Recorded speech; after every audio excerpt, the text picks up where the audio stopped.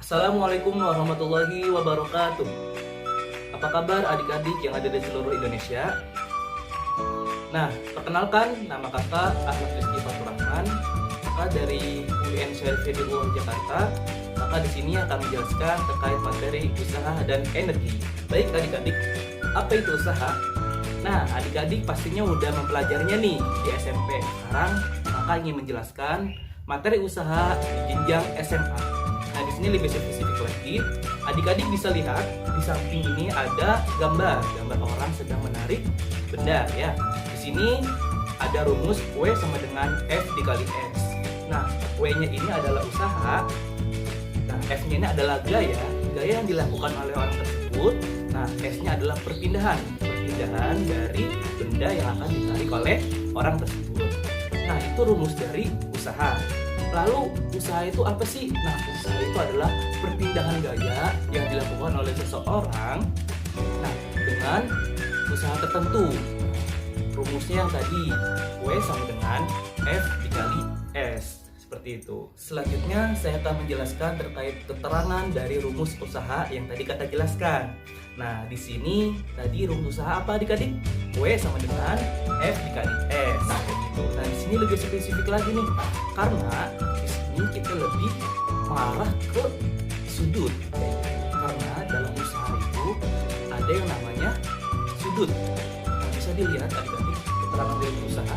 Jadi, usaha itu bisa dikatakan perpindahan dari besaran vektor. Gitu. Nah, di sini dari vektor tersebut adik-adik bisa melihat sudut dari perpindahan dari orang yang mengenai gaya tersebut. Rumusnya apa? Rumusnya W sama dengan F cos theta dikali S. Begitu. Bisa dilihat. Nah, sehingga diturunkan W-nya itu sama dengan F kali S dikali cos. Nah, W-nya itu usaha. Terus F-nya itu adalah gaya yang dilakukannya. S-nya itu adalah perpindahan. Nah, cos theta-nya ini adalah sudut. Kayak gitu. Bisa dilihat gambarnya. Nah, itu terbentuk sudut seperti itu. Nah, oke adik-adik. Bisa dilihat 1 Joule sama dengan 1 meter dikali 1 Newton. Gitu ya. Terus 1 Joule sama dengan 1 Newton meter ya. Nah, kemudian orang yang mengeluarkan usaha tersebut akan mengeluarkan energi ya dong. Nah, energinya ini pasti satuannya adalah Joule ya. Nah, bisa dilihat berarti 1 kilojoule sama dengan 1000 Joule. Nah, 1 megajoule sama dengan 100.000 Joule kayak gitu. Adik-adik harus tahu ya. Baik teman-teman, selanjutnya saya akan menjelaskan contoh soal materi usaha. Bisa dilihat, seorang anak mengangkat sebuah koper dengan gaya 160 Newton. Hitunglah usaha yang telah dilakukan anak tersebut ketika A. Diam di tempat sambil menyangga koper di atas kepalanya. B. Mengangkat koper dan bergerak sejauh 10 meter. Baik, penyelesaiannya untuk ketika anak mengangkat koper di atas kepala, tetap diam di tempat. Nah, diketahui F-nya sama dengan 160 Newton, S sama dengan 0, maka rumus dari usaha sama dengan W sama dengan F dikali S. W-nya usaha, F-nya adalah gaya, dan S-nya adalah perpindahan. Sama dengan 160 dikali 0 sama dengan 0. Kemudian yang kedua itu mengangkat koper dan bergerak sejauh 10 meter. Ketika bergerak sejauh 10 meter, gayanya kan 160 Newton. Nah, perpindahannya itu ditanyakan 10 meter. Berarti dengan menggunakan cos theta. Nah, maka rumusnya W sama dengan F dikali S dikali cos theta. W-nya adalah usaha. Nah, F-nya itu adalah gaya S-nya adalah perpindahan. Nah, cos theta-nya ini adalah sudut. Sudutnya ya, berarti sama dengan 160 dikali 10 sama dengan 1600 Joule. Perlu kita ketahui teman-teman bahwasannya pada kasus A, walaupun anak pada kasus A ini mengeluarkan keringat untuk menahan koper di atas kepalanya, akan tetapi ia dikatakan tidak melakukan usaha tersebut. Nah, kemudian pada kasus yang B ini, gaya yang diberikan pada koper adalah ke atas. Nah, sedangkan anak berpindah itu arahnya horizontal, sehingga usaha yang dilakukan tetap saja 0. Perlu kita ketahui bahwasannya cos 90 derajat sama dengan 0. Seperti itu. Baik, selanjutnya contoh soal kedua. Perhatikan gambar berikut ini. Sebuah kereta mainan ditarik oleh seseorang anak kecil dengan gaya sebesar 15 Newton dengan arah membentuk sudut 30 derajat. Jika kereta mainan tersebut bergerak sejauh 10 meter, berapakah usaha yang telah dilakukan anak kecil tersebut? Baik teman-teman, selanjutnya penyelesaian. Penyelesaiannya perlu kita ketahui bahwasannya F gaya sebesar 15 Newton dan jaraknya jauh 10 meter. Dengan menggunakan persamaan, W sama dengan F dikali S kali cos theta. W-nya usaha, S-nya gaya, S-nya perpindahan. Nah, cos theta adalah sudutnya. Berarti 15 dikali 10 dikali cos 30 derajat sama dengan 130 Joule. Selanjutnya, saya akan menjelaskan mengenai bagaimana sih cara menghitung usaha dengan metode grafis. Bisa dilihat gambar grafiknya. Nah, di sini adik-adik perlu perhatikan bahwasannya pada grafik ini ada yang ke vertikal itu adalah gayanya, kemudian yang horizontal itu adalah perpindahannya. Bisa dilihat. Nah, di situ ada F0 ya. F0 itu adalah awal dari gaya yang dilakukan. Kemudian S0 itu adalah awal mula perpindahannya. Gitu. Nah, pada grafik ini kita akan mengetahui nih besar vektornya seperti itu. Sehingga rumus yang ada bisa dilihat, rumusnya adalah W sama dengan F0 dikali S0. Maksudnya apa? Adalah usaha sama dengan gaya mula-mula dikali perpindahan mula-mula gitu. Sehingga pada grafik tersebut kita tahu nih luas daerah yang di grafik tersebut itu ada berdasarkan luasnya misalkan ada luas 1 dan luas 2 dari wilayah 1 atau wilayah 2 seperti itu untuk menentukan cara menghitung usaha pada metode grafis. Oke, selanjutnya contoh soal metode grafis. Tentukan besar usaha pada setiap kasus berikut ini dengan metode grafis. Yang pertama, sebuah gaya sebesar 5 Newton bekerja pada benda sehingga menyebabkan benda berpindah sejauh 15 meter. Yang kedua, sebuah gaya yang besarnya berubah-ubah bekerja pada sebuah benda menyebabkan benda berpindah sejauh 10 meter dengan grafik seperti di samping. Perhatikan grafik tersebut. Oke, baik. Untuk penyelesaiannya, yang pertama, kita ketahui bahwasannya gayanya itu sebesar 5 Newton, berarti F, dan jaraknya 15 meter, berarti S. Maka W sama dengan luas yang diarsir, F dikali S sama dengan 5 dikali 15 sama dengan 75 Joule. Oke, yang kedua, diketahui jaraknya itu 10 meter. Nah, bisa dilihat gambar grafiknya. Di situ ada luas yang diarsir, luas pertama dan luas yang kedua. Luas yang pertama itu jaraknya dari 0 sampai 5 meter. Nah, untuk yang luas yang kedua itu dari 5 meter sampai 15 meter. Nah, maka rumusnya W sama dengan setengah dikali 6 dikali 5 ditambah 5 dikali 15 dikurang 5 sama dengan 75 Joule. Seperti itu. Nah, 6-nya apa? 6-nya itu adalah gaya yang dikeluarkan. Nah, 5-nya itu adalah jarak. Nah, jarak dari luas arsiran yang pertama. Nah, untuk luas yang kedua itu kan 15 jaraknya. Jarak maksimalnya dikurang jarak minimal dari arsiran yang kedua, yaitu 5. Berarti 15 dikurang 5. Seperti itu, teman-teman. Oke adik-adik, tadi sudah dijelaskan nih bagaimana sih cara menentukan metode grafis pada usaha ya. Nah, di sini kakak ingin menjelaskan terkait usaha oleh beberapa gaya.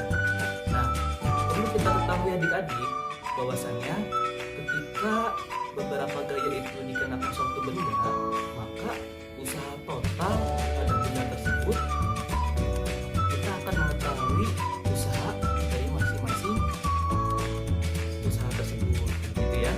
Nah, kemudian rumusnya itu adalah bisa dilihat rumusnya W total sama dengan F1 S1 ditambah F2 S2 gitu ya, dan seterusnya. Nah, itu yang dilakukan oleh usaha ya kan. Nah, berarti ada tahap 1, tahap 2, tahap 3. Itu usaha ya oleh beberapa gaya. Sehingga pada resultan dari vektor-vektor yang akan dihasilkan pada usaha tersebut, maka kita harus tahu nih gaya total pada gaya tersebut. Sehingga rumusnya yaitu F total menjadi W total sama dengan F total dikali S. Nah, itu dari usaha oleh beberapa gaya. Kemudian saya akan menjelaskan ternyata usaha ini akan ada yang menghasilkan usaha negatif dan usaha positif. Di sini usaha negatif itu apa sih? Usaha negatif itu adalah ketika kita melakukan usaha dan pastinya kan mengeluarkan vektor ya. Nah, menghasilkan vektor tersebut sehingga usahanya ini berlawanan seperti itu. Karena berlawanan berarti hasilnya negatif. Kemudian jika usaha tersebut mengalami searah, maka itu menghasilkan positif. Nah, bisa dilihat rumusnya. Nah, rumusnya itu ada FA pada A, kemudian sama dengan min FB pada B. Maksudnya apa? Yang negatif itu yang berlawanan, sedangkan yang positif itu yang searah. Selanjutnya, soal tentang usaha oleh beberapa gaya. Bisa dilihat, soalnya adalah sebuah balok kayu yang besar didorong oleh 3 orang. Orang pertama mendorong dengan gaya F1 sama dengan 100 Newton. Orang yang kedua dengan gaya F2 sama dengan 150 Newton. Dan orang yang ketiga dengan gaya F3 sama dengan 200 Newton. Hitunglah usaha total yang dilakukan ketiga orang tersebut bila balok berpindah sejauh 6 meter.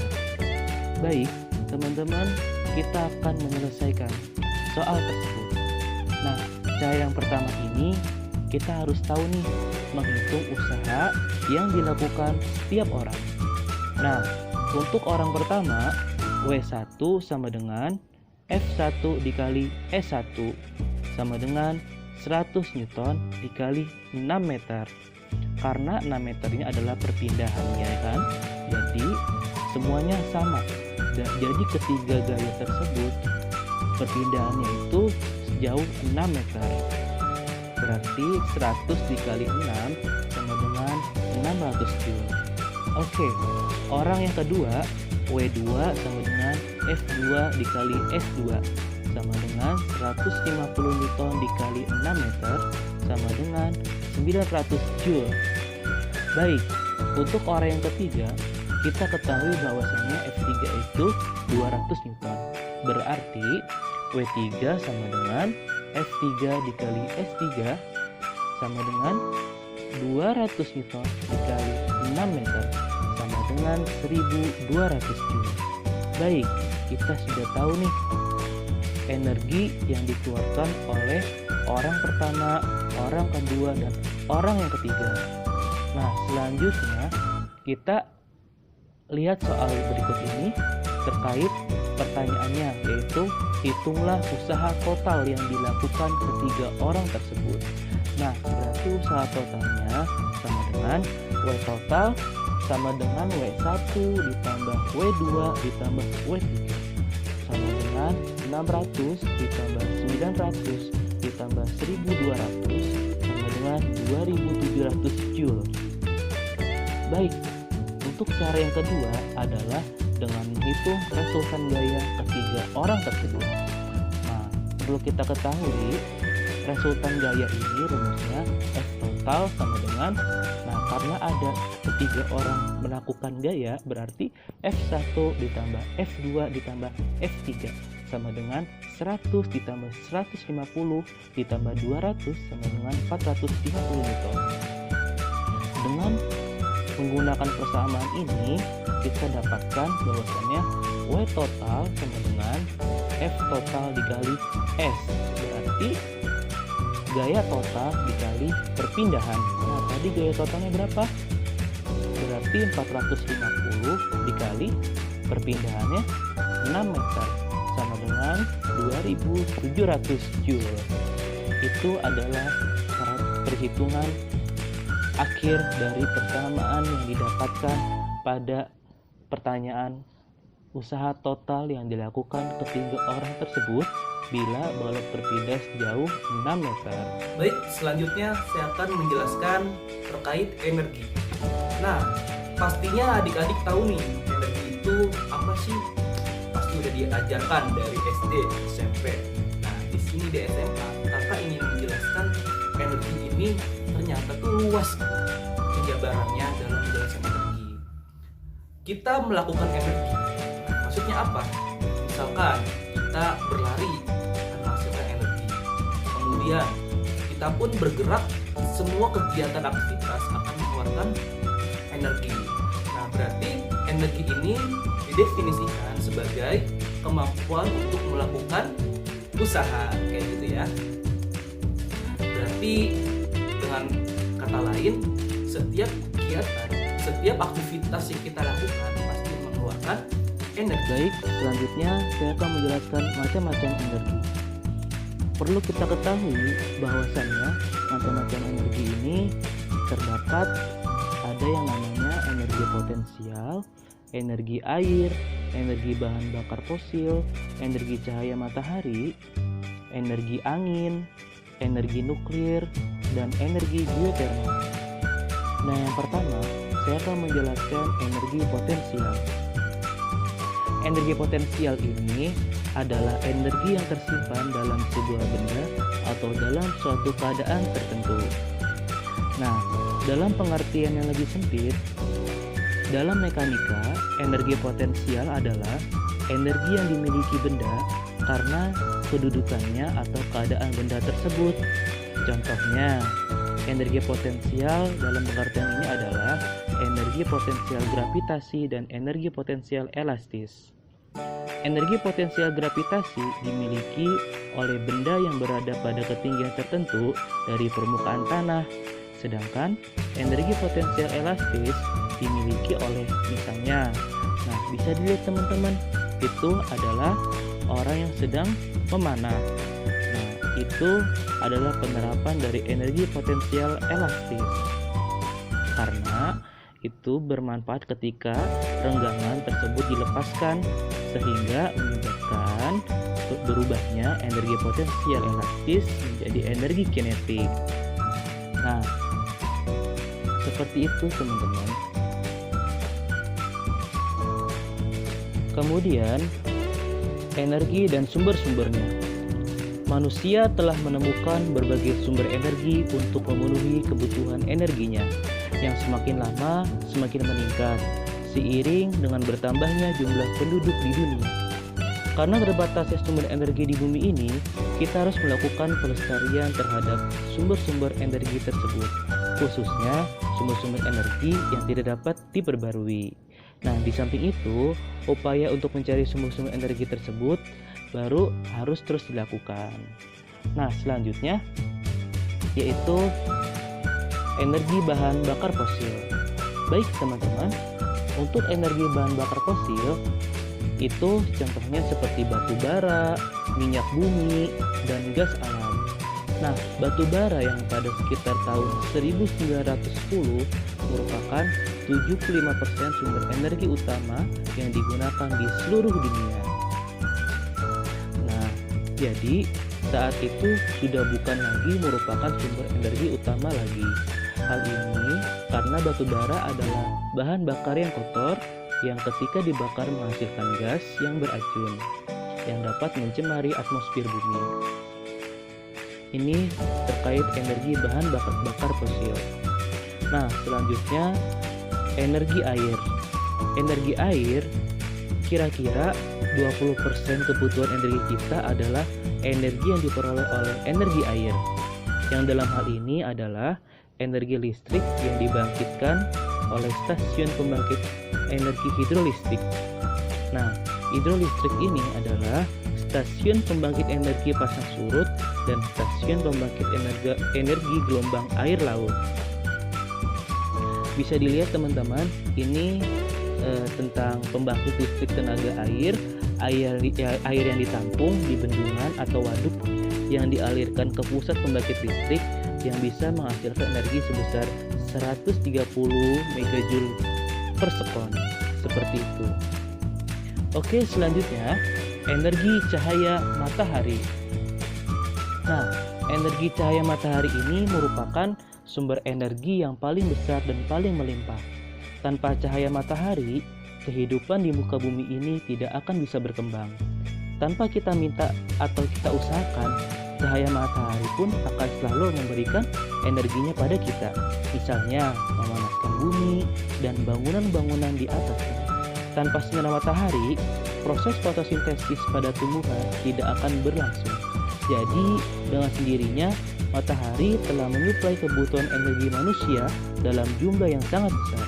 Lalu, bagaimanakah kita bisa menangkap energi cahaya matahari ini dan menggunakannya sebagai sumber energi yang bisa kita atur kekuatannya?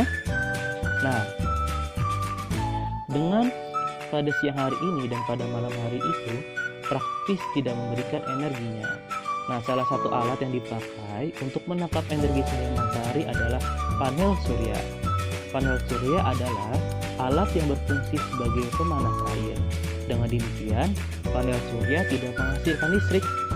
Tentu, kamu sering melihat di atas sebuah rumah atau di atas sebuah hotel terdapat panel surya ini. Baik, selanjutnya saya akan menjelaskan energi angin. Nah, energi angin ini telah dimanfaatkan oleh bangsa-bangsa di kawasan Timur Tengah pada tahun 2000 tahun sebelum Masehi. 300 tahun kemudian, barulah energi angin ini dimanfaatkan secara luas di benua Eropa. Energi angin ini dimanfaatkan untuk memutar kincir angin yang pada akhirnya bisa digunakan untuk memutar turbin sehingga bisa dihasilkan listrik melalui generator. Tahukah kamu, para pelaut zaman dahulu harus memanfaatkan energi angin loh untuk menggerakkan kapal layar mereka mengurangi samudra luas. Seperti itu. Oke, selanjutnya energi nuklir. Nah, energi nuklir ini adalah energi yang dihasilkan dari reaksi fisi atau pembelahan ataupun reaksi fusi atau penggabungan inti-inti atom. Pada dasarnya, energi nuklir ini merupakan hasil reaksi berantai yang bisa dikendalikan dengan uranium dan plutonium sebagai bahan utamanya. Nah, kita harus tahu nih, energi nuklir ini walaupun dia dihasilkan sangat besar, berarti energi nuklir ini menjadi salah satu faktor keamanan bagi bumi kita, teman-teman. Kayak gitu. Energi nuklir dibangkitkan dalam suatu reaktor nuklir yang bila sedikit saja reaktor ini mengalami kebocoran, akibatnya akan sangat mengerikan bagi penduduk di sekitar reaktor nuklir tersebut. Seperti itu. Selanjutnya, energi geotermal. Baik teman-teman, energi geotermal ini adalah sebuah geotermal atau panas bumi yang dihasilkan dari uap air panas yang keluar dari pompa bumi atau dari dalam bumi. Nah, sebenarnya energi geotermal ini juga bisa dihasilkan dari batuan-batuan yang membara di dalam bumi loh. Nah, prinsipnya adalah sebuah stasiun pembangkit energi geotermal. Nah, bisa dilihat gambarnya. Jadi ada dua buah saluran yang dibuat dengan pengeboran di dalam batuan bumi, angin dingin yang dipompakan ke bawah melalui salah satu saluran ini. Nah, sedangkan air panas dipompa ke atas. Maka daya yang dihasilkan dari stasiun pembangkit ini adalah sekitar 5 megawatt. Nah, bisa dilihat itu adalah pembangkit energi geotermal. Nah, baik teman-teman, itu terkait penjelasan. Oke, selanjutnya saya akan menjelaskan materi tentang energi potensial gravitasi. Nah, di sini energi ini ternyata menghasilkan sebuah energi potensial gravitasi. Maksudnya apa? Maksudnya adalah ketika sebuah benda ini pada ketinggian tertentu pada suatu bidang acuan, nah dia itu memiliki energi tertentu, sehingga dalam penyebabnya dia akan menghasilkan energi potensial gravitasi. Rumusnya apa adik-adik? Bisa dilihat rumusnya. Nah, rumusnya itu W sama dengan F kali H. Nah, karena ini turunan rumus, nah hanya ini kan ketinggian ya. Nah, berarti bisa dilihat turunannya berarti M dikali G dikali H. Maksudnya apa?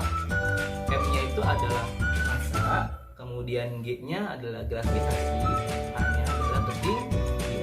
Jadi tadi perlu ingat bahwasannya tadi itu yang rumus usaha W sama dengan F dikali S, di situ kan pertinggian. Karena energi potensial yaitu membutuhkan ketinggian tertentu, berarti S itu diganti. Nah, sampai sini adik-adik harus paham dulu ya. Nah, kemudian pada rumus ini kita harus tahu nih ketinggian yang kita ukur pada bidang acuan tertentu, sehingga kita dapat tahu nih pada posisi mana sih gravitasi potensial tersebut mengalami usaha kayak gitu. Ada yang namanya mengalami gravitasi yang bernilai positif dan ada yang gravitasi bernilai negatif kayak gitu. Tadi udah ingat ya, kalau yang positif yang searah dan yang negatif yaitu berlawanan. Oke, tadi sudah dijelaskan energi potensial gravitasi. Nah, selanjutnya ada yang namanya energi potensial elastis pegas. Nah, bisa adik-adik pahami elastis pegas ya. Nah, bisa lihat. Nah, itu ada rumus luas daerahnya. Rumusnya adalah W sama dengan setengah dikali luas dan dikali alas sama dengan setengah Fx. Dengan demikian, usaha yang akan dihasilkan pada energi potensial elastis pegas ini dia W sama dengan setengah X. Nah, maksudnya apa? Fx ini perlu kita pahami bahwasannya itu adalah dari hukum Hooke ya, dengan rumusnya F sama dengan Kx gitu. Pada persamaan itu kita harus tahu nih bagaimana sih cara menghitung usaha dengan menggunakan hukum Hooke ya. Nah, sehingga didapatkan rumusnya W sama dengan setengah Kx kuadrat seperti itu. Nah, sehingga dia memiliki konstanta pada K dan sejauh X-nya ya. Nah, sehingga dia itu memiliki potensial sebesar EP. Nah, EP-nya itu energi potensialnya adik-adik yang kita bahas ini, sehingga sama dengan setengah X kuadrat. Oke, selanjutnya akan menjelaskan energi kinetik. Tadi sudah dijelaskan nih energi potensial gravitasi, terus energi potensial pada konstanta pegang. Nah, kemudian saya akan menjelaskan energi kinetik. Di sini adik-adik perlu tahu energi kinetik adalah usaha yang menyebabkan pada kelajuan benda tertentu. Berarti jika suatu perubahan benda tersebut mengalami sebuah kelajuan, nah kemudian energi gerak pada benda ini disebut energi kinetik benda, sehingga jarak yang ditempuh benda yang bergerak itu dengan kelajuan awal nih bisa dilihat v0. Nah, percepatannya adalah a dan dalam waktunya adalah t, sehingga didapatkan s sama dengan v0t plus setengah at kuadrat. Ingat ya, s itu adalah perpindahan. Nah, v0 itu adalah kecepatan mula ya, t-nya itu adalah waktu, setengah at kuadrat, a-nya adalah percepatan. Nah, sehingga didapatkan percepatannya itu v sama dengan v0 plus at ya. Nah, di sini untuk v0 itu sama dengan 0 ya, maka dihasilkan v sama dengan a dikali t. V-nya adalah kecepatan, a-nya adalah percepatan, dan t-nya adalah waktu yang dibutuhkan. Ya, kemudian dengan memerlukan nilai v tersebut, kita harus tahu nih nilai t pada persamaan energi kinetik tersebut, waktunya ya, sehingga didapatkan rumusnya S sama dengan setengah A V per A kuadrat sama dengan setengah V kuadrat per A ya. Bisa dilihat rumusnya. Nah, jadi perlu kita ketahui bahwasannya usaha yang diperlukan untuk melawan energi kinetik itu adalah W sama dengan F dikali S. Itu adalah rumus utamanya. Tadi yang rumus S itu adalah turunan rumus yang dibutuhkan oleh waktu atau T dari energi kinetik. Baik teman-teman, selanjutnya saya akan menjelaskan contoh soal berikut ini. Sebuah batu bermasa 0,4 kg dilempar secara vertikal ke atas dengan kelajuan awal 20 meter per sekon. Nah, hitunglah yang pertama energi potensial gravitasi batu ini ketika berada di puncak lintasannya. Nah, yang kedua energi kinetik batu sesaat sebelum menumbuk tanah dengan gravitasi 10 meter per sekon kuadrat. Nah, baik teman-teman, kita akan menjelaskan penyelesaian pada soal ini. Yang pertama itu tadi kita ketahui nih bahwasannya pada saat berada di puncak lintasan, kelajuan benda tersebut atau Vp sama dengan 0 dengan menggunakan rumus V kuadrat dikurang V0 kuadrat sama dengan 2A dikali H. Nah, didapatkan berarti 2 dikali percepatan dikali ketinggian sama dengan kecepatan Vp kuadrat dikurang V0 kuadrat. Nah, dengan percepatannya sama dengan min gravitasi sama dengan min 10 meter per sekon kuadrat. Maka 2 dikali min 10 meter per sekon kuadrat dikali ketinggian, nah sama dengan 0 kuadrat dikurang 20 meter per sekon kuadrat. Maka H-nya sama dengan 20 meter. Berarti ketinggian maksimum batu tersebut adalah H sama dengan 20 meter. Nah, sehingga energi potensial gravitasi yang dimiliki pada ketinggian maksimum ini adalah EP sama dengan M dikali G dikali H sama dengan 0,4 dikali 10 dikali 20 sama dengan 80 Joule. Nah, M-nya itu adalah massa. Nah, G-nya adalah gravitasi, H-nya adalah ketinggian yang tadi yang sudah didapatkan ya. Oke, selanjutnya terkait pertanyaan energi kinetik batu sesaat sebelum menumbuk tanah. Nah, berarti batu yang akan menumbuk tanah tersebut kecepatannya itu sama dengan kecepatan awalnya, yaitu 20 meter per sekon. Dengan demikian, energi kinetik batu pada saat itu adalah energi kinetik sama dengan 1/2 mv kuadrat sama dengan setengah dikali 0,4 dikali 20 pangkat 2 sama dengan 80 joule. Seperti itu. Oke, selanjutnya saya akan menjelaskan hukum kekekalan energi mekanik. Nah, adik-adik perlu tahu nih, energi mekanik ini apa sih? Jadi energi mekanik ini adalah jumlah dari total energi potensial dan energi kinetik ya, sehingga menghasilkan energi mekanik kayak gitu. Dengan demikian, kita dapat menuliskan nih rumusnya, yaitu EM sama dengan EP ditambah K. EM-nya adalah energi mekanik sama dengan energi potensial ditambah energi kinetik kayak gitu.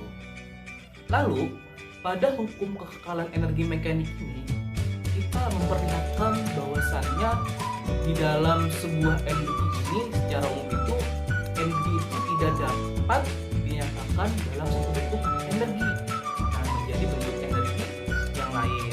Itu adalah pernyataan dalam energi mekanik. Sehingga pada saat T1 itu sama dengan energi mekanik, pada saat T2 itu adalah energi kinetik ya gitu ya. Sehingga didapatkan rumusnya bisa dilihat, yaitu EP ditambah EK ya, T1 sama dengan EP2 ditambah EK ya enggak, sama dengan T2 ya. Bisa dilihat itu adalah rumusnya. Nah, jika energi potensialnya itu dari energi kinetik pada saat T1, kita dapat dinyatakan dengan EP1 dan EK1. Ingat ya, EP, P-nya itu potensial, K-nya adalah kinetik. Begitu. Dengan demikian, energi potensial pada energi kinetik tersebut pada T2 itu dapat dinyatakan dengan rumus, bisa dilihat rumusnya. Nah, EP1 ditambah EK1 sama dengan EP2 ditambah EK2, sehingga kita turunkan nih rumusnya. Kita kalau potensial apa? Nah, berarti M kali G dikali H ya, bisa dilihat. Nah, untuk kinetiknya adalah mv kuadrat ya, setengah mv kuadrat ya. Nah, bisa dilihat, dimasukkan aja. Nah, itu adalah persamaan dari energi potensial sama dengan energi kinetik pada hukum kekekalan energi mekanik. Seperti itu. Baik, selanjutnya contoh soal hukum kekekalan energi mekanik. Nah, bisa dilihat contoh soalnya. Sebuah batu bermassa 5 kg jatuh menggelinding pada suatu lereng bukit dengan kecepatan awal 0. Hitunglah energi potensial dan energi kinetik batu ketika berada pada ketinggian 20 meter, 15 meter, 5 meter, dan di permukaan latar. Nah, permukaan datarnya. Nah, berarti bisa dilihat penyelesaiannya. Nah, diketahui bahwasannya H itu sama dengan 20 meter. Nah, kecepatan batu sama dengan 0. Berarti salah satunya itu energi mekanik yang dimiliki batu adalah energi potensialnya. Berarti kita ketahui nih, energi potensialnya kan ketinggiannya berapa? 20 meter. Berarti sama dengan rumusnya M dikali G dikali H kan.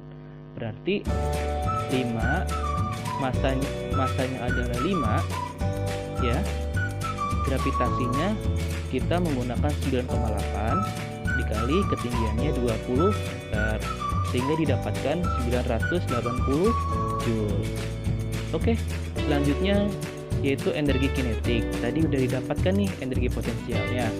Nah, energi kinetik berarti kan ketinggiannya sama tuh 20 meter sama dengan 0 ya enggak? Karena kecepatan batu sama dengan 0. Nah, berarti pada ketinggian 20 meter tersebut energi mekanik batu adalah rumusnya apa? Berarti rumusnya energi mekanik sama dengan energi potensial ditambah energi kinetik sama dengan 980 joule. Baik, selanjutnya pada ketinggian H sama dengan 15 meter.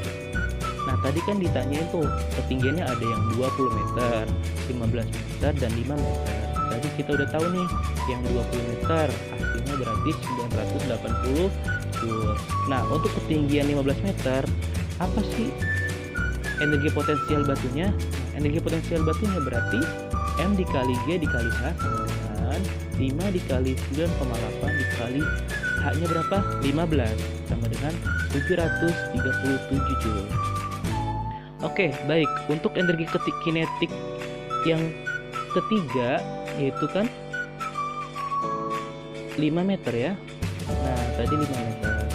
Nah, selanjutnya energi kinetik pada ketinggian 15 meter dapat dihitung dengan menggunakan persamaan energi mekaniknya sama dengan EP ditambah EK. Nah, kalau energi kinetik sama dengan energi mekanik dikurang energi potensial. Harus diingat ya rumusnya.